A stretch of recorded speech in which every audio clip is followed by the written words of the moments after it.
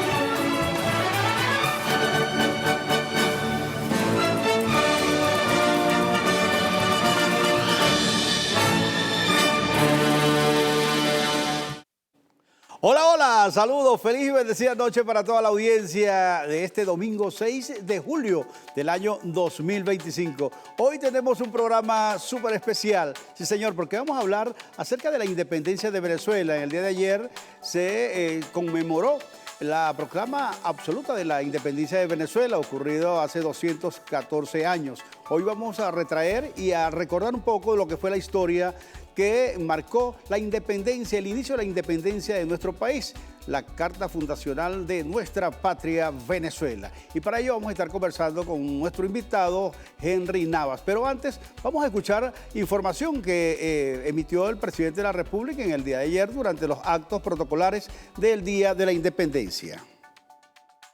Tenía que ser un 5 de julio, que se celebra el Día de la Patria, el día que nos atrevimos definitivamente a romper las amarras y las cadenas de la esclavitud que habían sometido estas tierras americanas a 300 años de colonialismo, de saqueo, de abuso, de soberbia imperial contra los pueblos humildes.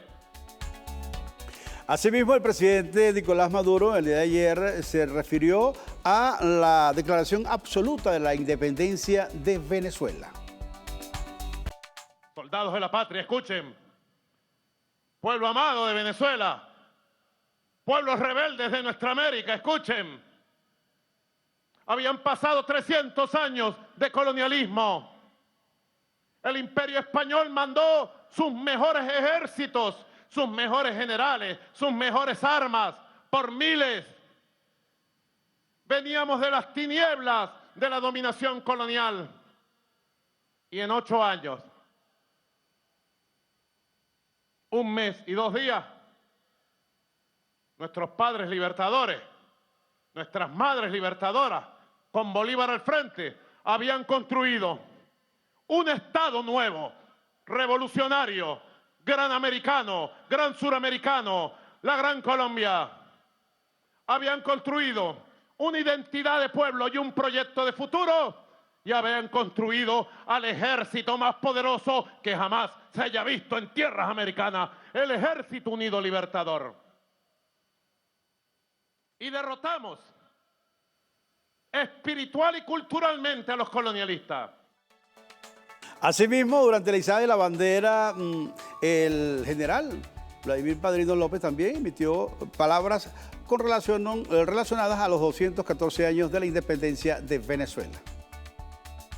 214 años después, está el presidente Nicolás Maduro a la cabeza, nuestro comandante en jefe,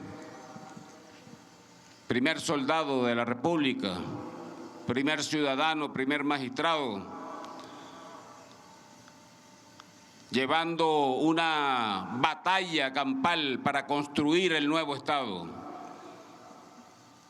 a través de los circuitos comunales, la quinta transformación pues de las 7 que ha anunciado el presidente y que ya es ley orgánica de la patria. 214 años después está la Fuerza Armada Nacional Bolivariana, vilmente vilipendiada, acosada, vilmente señalada por los factores imperialistas para quebrar el alma de la patria, que es la Fuerza Armada, sus soldados y soldadas. El Poder Legislativo también el día de ayer llevó a cabo una sesión solemne con motivo del Día de la Independencia. Vamos a escuchar palabras del presidente de la Asamblea Nacional, diputado Jorge Rodríguez. Ese 5 de julio que todos llevamos en nuestros corazones y que bulle como bulle nuestra sangre, es ratificación de que seremos libres para siempre, independientes para siempre, soberanos para siempre, que no existe, que no existió, que no existirá, ni habrá poder en el mundo que pueda doblegar el legado de los libertadores de esta América del Sur. Y en ese espíritu de independencia y en esa lucha permanente, nosotros queremos dedicar nuestro Día de la Independencia, nuestra conmemoración de la voz viva de nuestros libertadores, a las madres, a las abuelas de nuestras niñas y niños secuestrados en los Estados Unidos de América. 7:10 minutos. Nosotros vamos a un corte y ya regresamos con esta programación especial.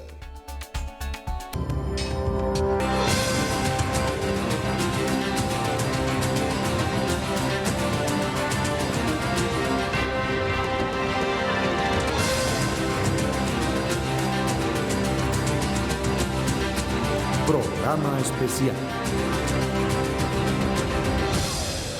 Que el acto no fue militar, no fue un acto militar, no fue un hecho de armas en el campo de batalla, fue un acto civil, un acto jurídico, político, eminentemente político, donde los diputados representando al pueblo votaron unánimemente, excepto uno.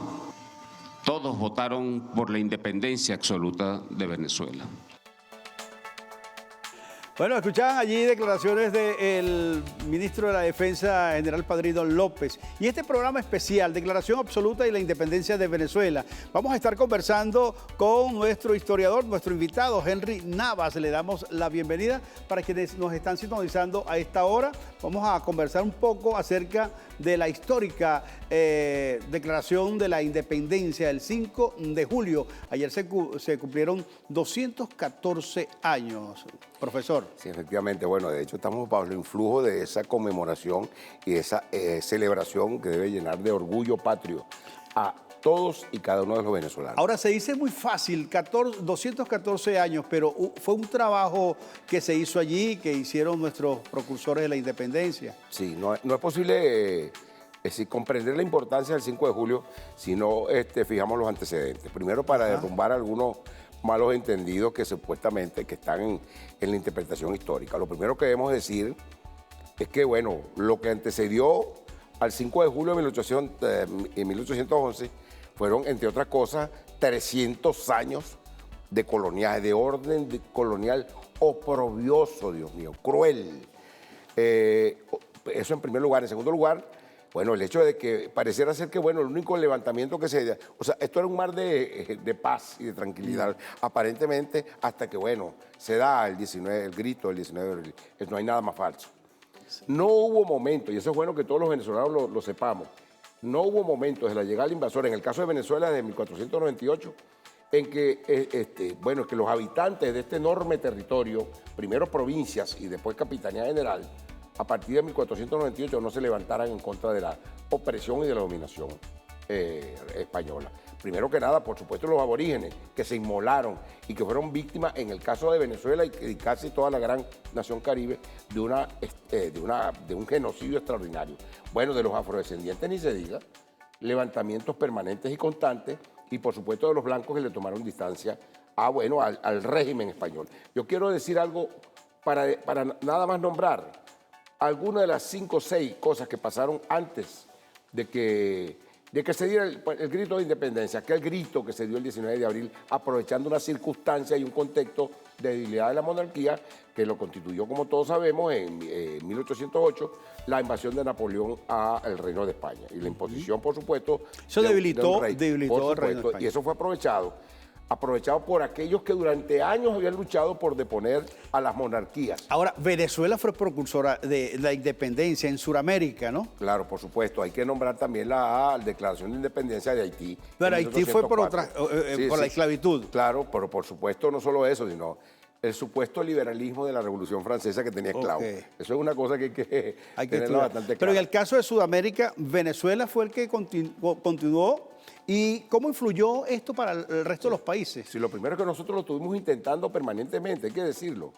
En 1749 se levanta José Francisco León aquí en Panaquire, que le costó la vida, por cierto, al hijo de Feliciano Palacio.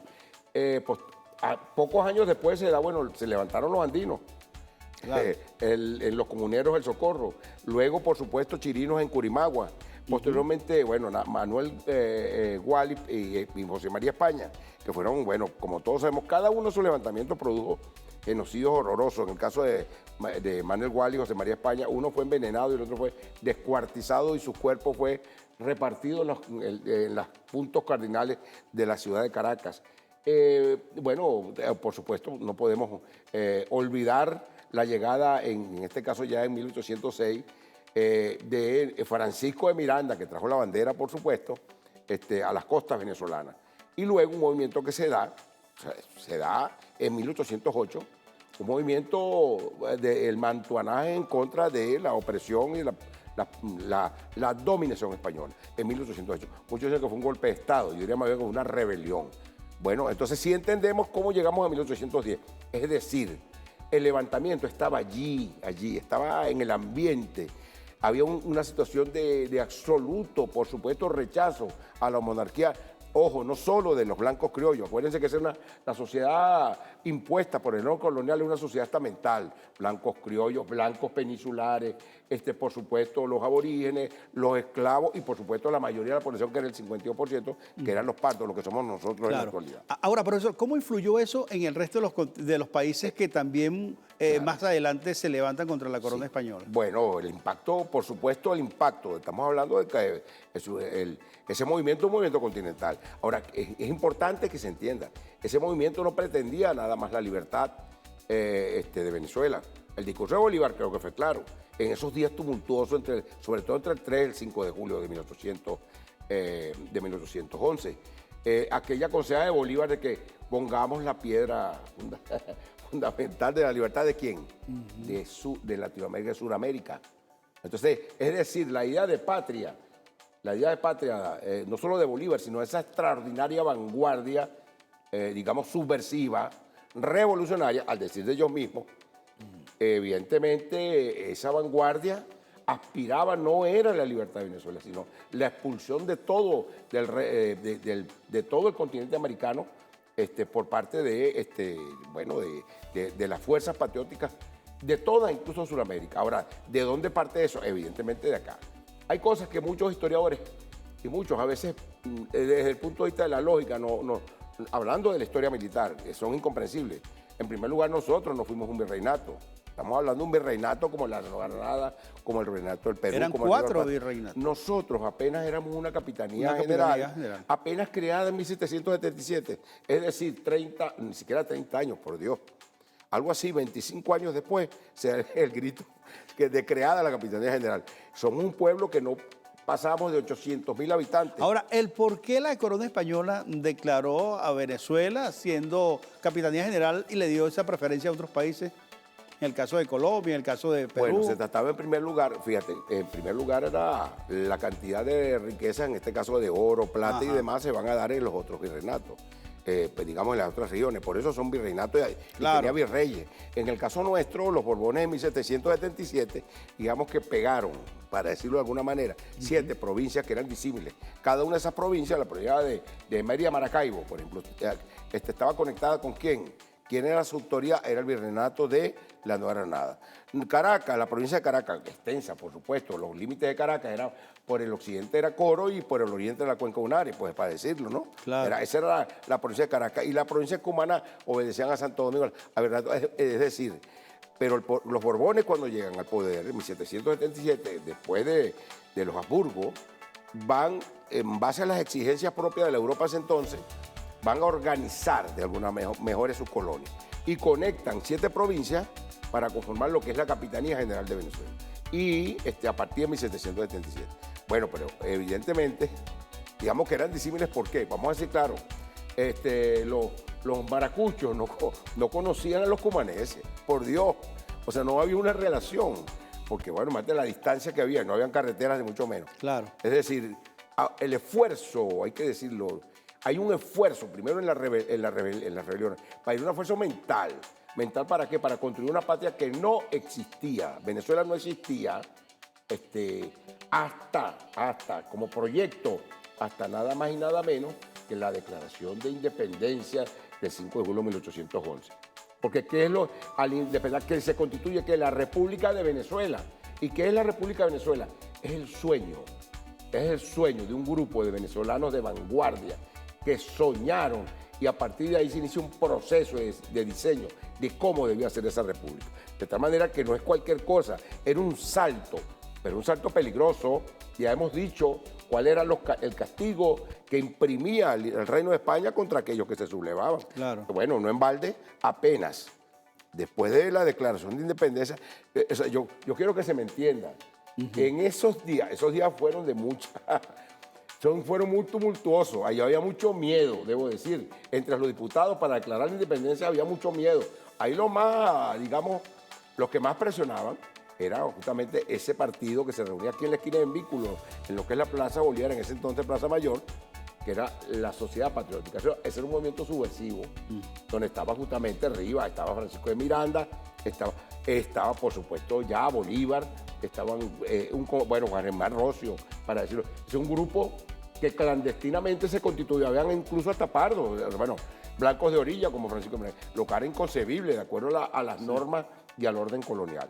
De tal manera que ese grupo era el que empieza, se imagina, se empieza a diseñarse lo que es una república que no existía. Porque da la impresión de que mucha gente piensa que es que aquí la república existía, llegaron los españoles, nos invadieron y después no existía. ¿Y entonces dónde salió? Salió, mira, de la mente y del poder, de creatividad, de la voluntad y del coraje de un grupo de venezolanos que, bueno, que no era cualquier cosa. Sí. Ahí no había eso que vamos a hacerte un juicio, mucho menos, no.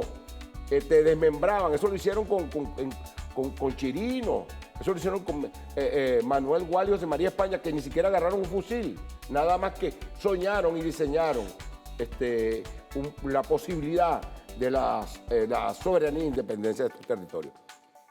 Evidentemente el impacto que eso va a tener es tremendo, porque muchos no comprenden, y eso es de verdad, cómo es que en un país como el nuestro, 800.000 habitantes, divididos en diferentes estamentos, nace aquí el envión independentista. Ahora, vamos a escuchar, profesor, una declaración del presidente de la República que dice que el acta de la independencia debería debatirse en escuelas, en colegios, llevarse a todos los lugares para que el pueblo, el poder popular conozca lo grande que fueron nuestros héroes patriotas.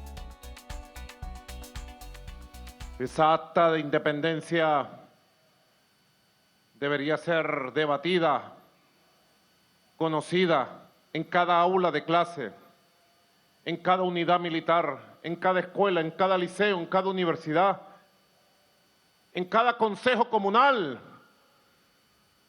Leerla por la gran actualidad y la gran vigencia que tiene como orientación moral, espiritual, para los tiempos que están transcurriendo de este hermoso siglo XXI, nuestro siglo.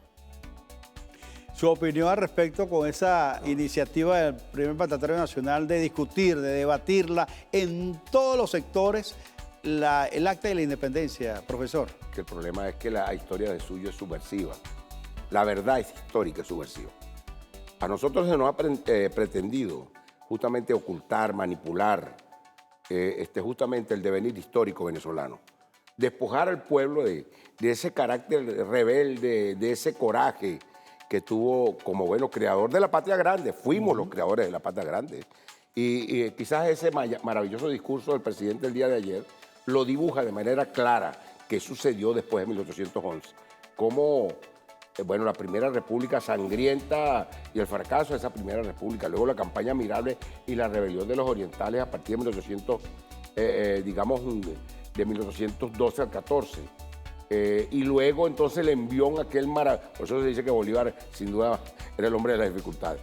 Ese proceso lo da a escribir él completamente. Por supuesto, todos esos elementos están presentes en nosotros, los venezolanos. Por eso somos como somos. Nosotros somos un pueblo rebelde y levantisco por eso. Porque fuimos capaces de derrotar a nada más y nada menos que al imperio más poderoso que había en el planeta. Y, por cierto, a la fuerza militar más poderosa, como la de Pablo Morillo, 1815, cuando llega aquí con 15.000 hombres. ¿Y de dónde venía? Venía a derrotar a Napoleón Bonaparte. Nada más y nada menos que a Napoleón Bonaparte. Contra eso peleamos y a eso derrotamos. Pero lo que quiero decir, y sobre todo después de ese 1819, que hay que meterle el lente, de verdad que ese envión extraordinario que se va a dar, inderrotable. Lo que Bolívar vio en las sabanas, por ejemplo, en nuestras sabanas de Apure, las Mucuritas, el Yaguar, las queseras del medio. Eso nunca lo entendió ese experto maravilloso, sin duda, Pablo Morillo. Ese hombre era un hombre de una gran experiencia. Ahora, el acta de la independencia, profesor, fue como el preámbulo para acelerar las batallas y consolidar la victoria y la soberanía del pueblo. Porque no en 1811, el 5 de abril, salimos ya con una patria. Pues sí que no teníamos ni fuerza militar. Por eso. Entonces era necesario, eso fue el inicio, el preámbulo para... El preámbulo, ciertamente. Pero es que es algo más. Nosotros construimos nuestra fuerza militar a lomo de caballo. Eso hay que decirlo.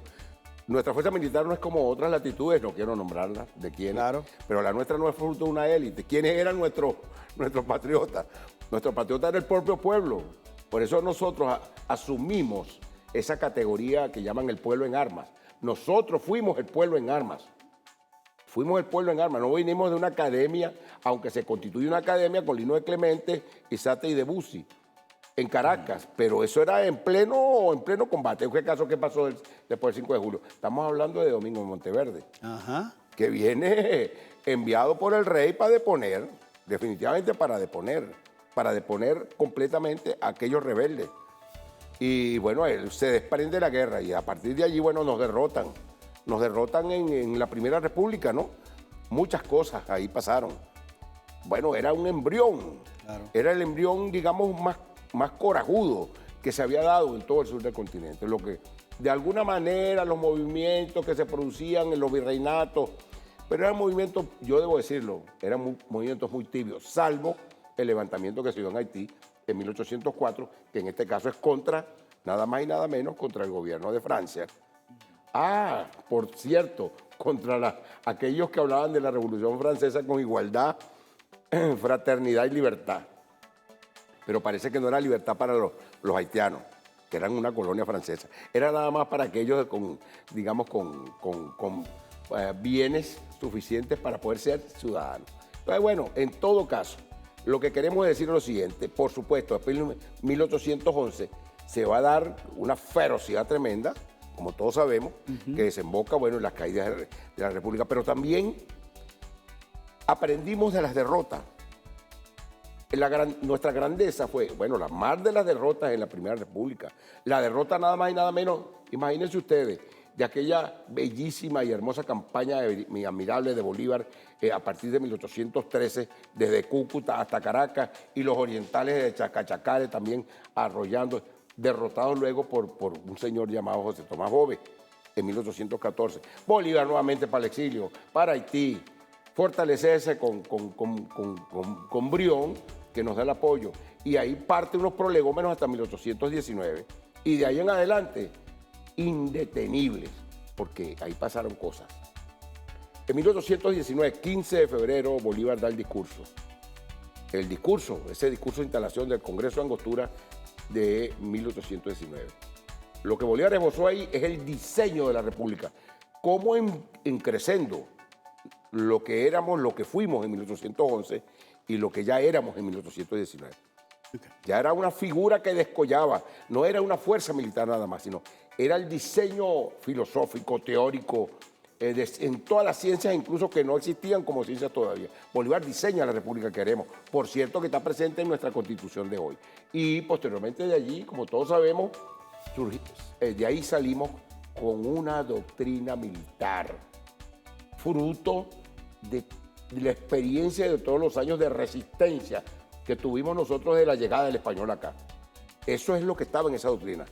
Doctrina que, por cierto, nunca entendió el enemigo, por lo cual los derrotamos. 7:34 minutos. Vamos a hacer una pausa a esta conversación y ya regresamos conversando más con nuestro invitado Henry Navas, lo cual pues esta fecha del 5 de julio, 214 años que se conmemoraron ayer y seguimos celebrando esta fecha, una fecha hermosa para nuestra patria. Ya regresamos.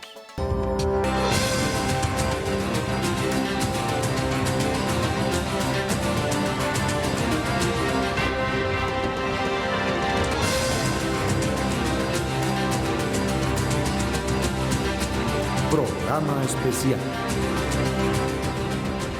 Era 5 de julio de 2024. Y le hice un juramento. Le juré a Bolívar, a Sucre, Urdaneta. Lo juré frente a esa bandera que ondea hermosa y victoriosa. Esa bandera estandarte de los ejércitos unidos libertadores de América. Nuestra bandera nacional. Y lo juré frente al espíritu inmortal de nuestro amado comandante Hugo Chávez. Les dije, le dije a mi esposa, Cilia Flores, primera combatiente, cuando veníamos para acá hace un año, le dije, te juro que este bastón de mando que ustedes me han dado y que brilla y galopa, jamás, pero jamás caerá en manos de un títere. Jamás caerá en manos de un mendepatria.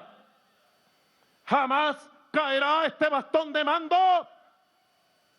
en manos de un fascista. Allí teníamos al presidente de la República, Nicolás Maduro, durante los actos protocolares del 5 de julio de este año, el día de ayer. Y hablaba él acerca de la importancia de estos hombres y mujeres que estuvieron allí en la batalla una vez declarada la independencia de Venezuela, pero que fue el tizón o la mecha que encendió a todos los pueblos de Sudamérica la libertad. Mira, los efectos producidos por esa declaración de independencia definitivamente se regaron por todo el continente, sin la menor duda. Bueno, decía nuestro profesor Fabricio Vivas, y Ramón Chacón Vargas de la Escuela de Historia, que en esos barcos no solo venían los barcos que comerciaban, aparte de los ratones que traían las mercancías, también venían ideas. Sí. Información, eran los medios de comunicación. Eso se extendió, que hubiese una capitanía declarado la libertad y que hubiese iniciado un proceso desencadenado, un proceso telúrico de confrontación. No solo era declararse, sino aparte de eso, enfrentarse ya al Imperio Español, con toda la debilidad que ellos pudieran suponer. Ahora, después de 200 años, las oligarquías de Sudamérica no perdonan eso a Venezuela. Claro, no, por supuesto. Por ser por supuesto una que capitanía general y ser desde la capitanía general darle la libertad a esos pueblos. No se lo perdonaron a Bolívar. La oligarquía de la nueva neogranadina, que no su pueblo, bueno, ¿cómo le decían a Bolívar? No le decían longanizo, Sí, es verdad. porque ellos se consideraban, además muchos decían que Bolívar no era exactamente blanco. Y no solo eso, había una inquina, bueno, encabezada entre otros por Santander, Francisco de Paula Santander, que hizo todo lo humanamente posible por evitar que Bolívar siguiera empujando el proceso de la libertad. Y pese a ello, el mismo pueblo neogranadino va a incorporarse junto a Bolívar después de, el exilio de 1812 en la campaña Mirable y de conocer incluso ese pueblo neogranadino, las órdenes que emanaban de la oligarquía neogranadina para acompañar a Bolívar y avanzar con la campaña Mirable sobre Venezuela. Y posteriormente igual, lo que sucedió, por ejemplo, con la oligarquía limeña, decía el expresidente peruano Alan García, y lo decía, creo que por ahí tenemos el video, que la oligarquía limeña no quería ser libre.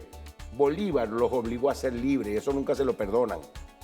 A Bolívar le suplicaron que fuera a encabezar, que constituyera las fuerzas para expulsar a los españoles del virreinato del Perú, y después que lo hacen, vino las grandes traiciones, porque los peruanos estaban divididos en facciones, y Bolívar tuvo, muy a pesar de que lo dejaron solo, que construir una fuerza militar, primero bajo la conspiración de Santander para que no fuera así, negándole primero, evitando que Bolívar encabezara las fuerzas militares que derrotarían luego en Ayacucho a los españoles. Y en segundo lugar, negándole los recursos. Y aún así Bolívar, habilidoso y enfermo, por cierto, muy enfermo de tabardillo, logra constituir esa fuerza que le entrega a nada más y nada menos ese caballero llamado el Abel de América, que llaman Antonio José de Sucre, para que encabezara y ejecutara justamente la batalla de Ayacucho, que como todos sabemos, dio al traste ya contra la fuerza del Reino de España en el continente. Luego de la independencia de Argentina, la independencia de México, fueron prácticamente inspiraciones de Venezuela. Es que sí, ¿cómo podían hacer independencia? ¿Cómo podía ser independiente antes de Ayacucho? Era imposible. De hecho, incluso, ¿cuáles eran las fuerzas militares que pelearon en Ayacucho? Pues evidentemente no fueron las chilenas. Bueno, no llegaron. No entiendo las razones. Creo que por ahí algunas reflexiones sobre ello, en el Río de la Plata. Pero lo que sí llegaron fueron los lanceros venezolanos. Fueron las fuerzas neogranadinas, hoy Colombia. Fueron algunas fuerzas por supuesto, de lo que era antes la Real Audiencia de Quito, y por supuesto estamos hablando de hoy Ecuador y algunos peruanos. Esas fueron las fuerzas que sí pelearon. Pero como consecuencia de la batalla de Ayacucho, claro, es evidente que fuera el Reino de España, el Virreinato de la Plata ya tenía las condiciones para formar gobierno independiente. Sin pretender alejarnos del tema de la independencia, los venezolanos fueron los que ofrendaron mayor vida a la independencia de estos pueblos. Mira, déjame decirte una cosa. Después de 1824, Venezuela había quedado demográficamente devastada. Yo diría que más de la mitad de los venezolanos habían perecido. Hay que entenderse. El proceso de independencia venezolano fue duramente castigado por el Imperio Español. Y las batallas eran sangrientas. Básicamente eran lo que llaman... no había ni prisioneros. En las sabanas nuestras guindaban, los realistas guindaban a los prisioneros en los árboles. Eso se viene a regularizar con el Tratado de Regularización de la Guerra elaborado por Antonio José de Sucre en 1820. Y es Bolívar que se lo solicita lo condiciona a Pablo Morillo, que quería un armisticio porque estaba desesperado. Él quería persiguió a Bolívar para decirle, por favor, firmemos el armisticio. ¿Por qué? Porque las tropas que él había traído, en principio, más de la mitad, que había traído de 1815, habían sido suprimidas, como le decimos ahora, neutralizadas por el ejército patriótico. Y Bolívar, entre otras cosas, le pide, que, en primer lugar, que reconozca la existencia de la República de Colombia, fundada aquí en Angostura, hoy día del Orinoco, en lo que es Ciudad Bolívar hoy, en 1819. Y en segundo lugar, que se firmara un tratado de regularización de la guerra y encarga a Antonio José de Sucre para que así fuera. Eso se hizo en 1820, porque la guerra fue cruenta, era sumamente cruenta. Vamos a decirlo de alguna manera. A partir de allí se humaniza, incluso en Carabobo, en cierta forma se humaniza. Pero claro, por supuesto, Carabobo, el impacto infligido por el ejército patriótico contra el Reino de España, el ejército realista, fue tremendo. Eso lo sabemos, más nunca se recuperó en Venezuela. Fueron a refugiarse a Puerto Cabello y luego, un par de años después, en 1823, encargan a Páez para que terminara de desalojar, nada más y nada menos que ese refugio que tenían allí en Puerto Cabello. Pero lo cierto, en fin de cuentas, es que los hechos que van a desencadenarse después de ese 5 de julio de 1811, ese movimiento telúrico, absolutamente de un coraje tremendo, de un pueblo que se supone que no debía haber tenido. En el caso del proceso de Colombia, de Nueva Granada. Bueno, digamos lo siguiente, lo que pasa es que ahí se van a producir, la oligarquía colombiana empieza de alguna manera a, por supuesto que tenía que rechazar a Bolívar. Claro. Porque habían algunas consignas, sobre todo aquellas de Bolívar en el discurso de Angostura, más de libertad de los esclavos, reparto de tierra, educación popular, coño. Eso, incluso todavía. Sí, para la oligarquía cachaca les resulta muy antipático esa cosa, ¿no? Sí. Porque digamos que la oligarquía, bueno, a la nuestra es rastrera y entreguista, sin duda. Claro. Lo ha sido y lo vemos en la actualidad con esta facción que se la pasa pidiendo invasiones a Venezuela. Pero a veces como que hacen una competencia cuál de las dos es más asquerosa, diría yo. Antipatria, porque la colombiana es totalmente antipatria. Pero digamos que la oligarquía nuestra, nosotros le bajamos de alguna manera un poco el copete, sobre todo con aquello que se llamó la Guerra de Federación. Pero quiero decir una cosa, el 5 de julio de 1811 y esa declaración estaban en la mente de Ezequiel Zamora, porque Zamora encarna la idea de Bolívar, que fueron perseguidas por todas las oligarquías de esas repúblicas nacientes que cuadraron, ya no con España después de 1824, cuadraron con aquellos que hablaban de qué, del destino manifiesto. Entonces, esa declaración de independencia del 5 de julio, ¿sabe qué? Está vigente.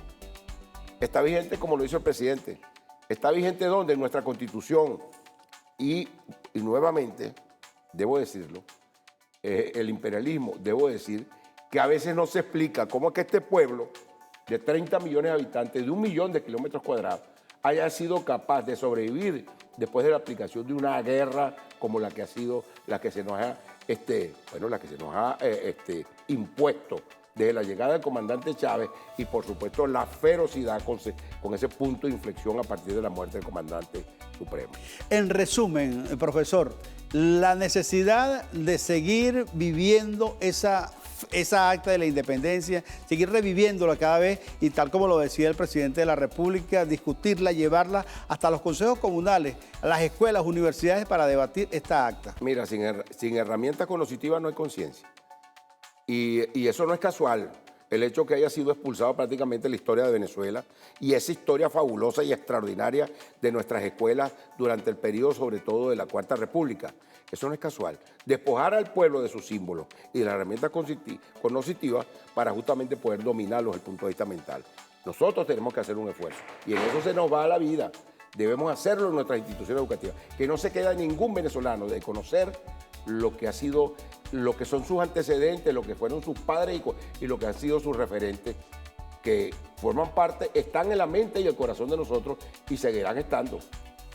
Gracias, profesor Henry Navas. Bueno, nosotros llegamos al final de este programa especial, 214 años de la Declaración Absoluta de la Independencia de Venezuela. Les deseo feliz noche, feliz inicio de semana para mañana. Nos vemos en el programa Al Aire. Saludos. es el día. Después de tantas noches en vela, de discusiones acaloradas en la sociedad patriótica, de cartas clandestinas y promesas susurradas, hoy declaramos nuestra libertad. Allí, en el Cabildo, los grandes hombres firman el acta que nos hará libres. No más yugo español, no más gobernadores que nos tratan como súbditos. La independencia no es un regalo, es una conquista.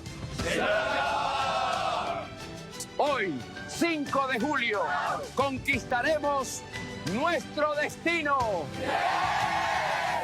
Ya viene. El acta está firmada. ¡Viva la patria! ¡Venezuela es nuestra! Y hoy, 214 años después, libramos una nueva lucha contra un imperio que tiene a nuestros hijos en sus manos, pero que tenemos la certeza que como nación libre y soberana vamos a recuperar. Porque eso es lo grande de nuestra patria. Estamos en el lado correcto de nuestra historia y haremos honor a nuestros antepasados, demostrando siempre ante cualquier imperio que nuestra independencia es absoluta.